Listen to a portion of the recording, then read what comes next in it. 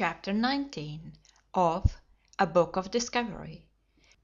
A Book of Discovery by M.B. Synge. Chapter 19 Medieval Maps. We cannot pass from the subject of medieval exploration without a word on the really delightful, if ignorant, maps of the period, for they illustrate better than any description the state of geography at this time. The Ptolemy map, summing up all the Greek and Roman learning, with its longitudes and latitudes, with its shaped continents and its many towns and rivers, indicates the high water mark of a tide that was soon to ebb.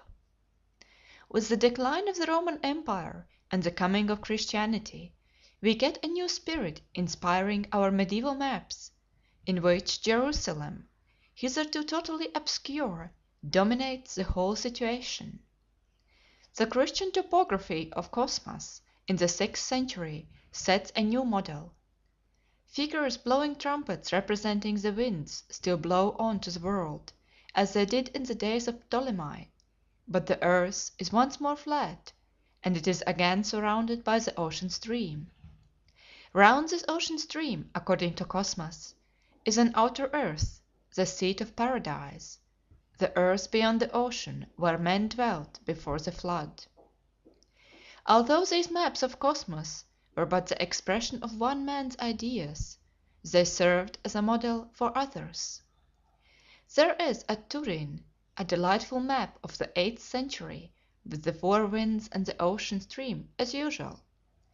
The world is divided into three: Asia, Africa, and Europe.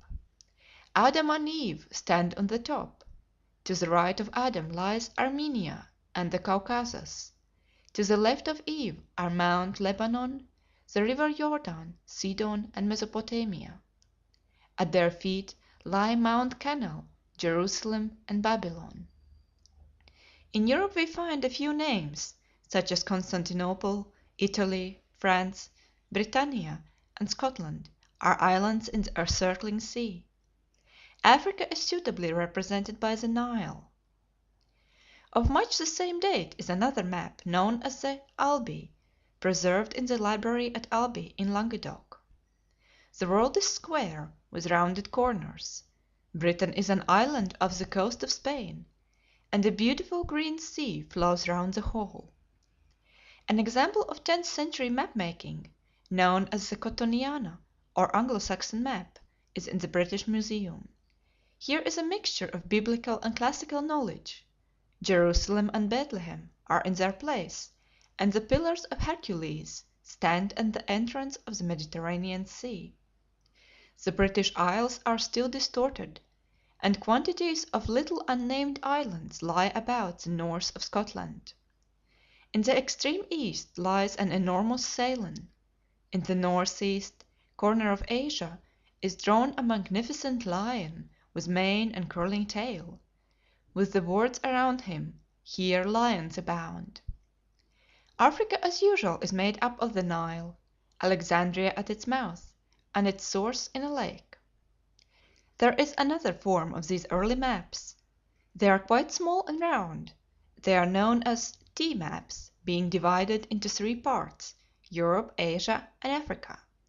Jerusalem is always in the center, and the ocean stream flows round.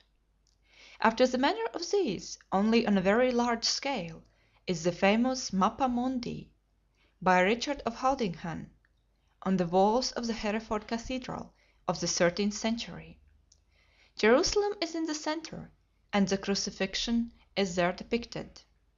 At the top is the Last Judgment, with the good and bad folk divided on either side.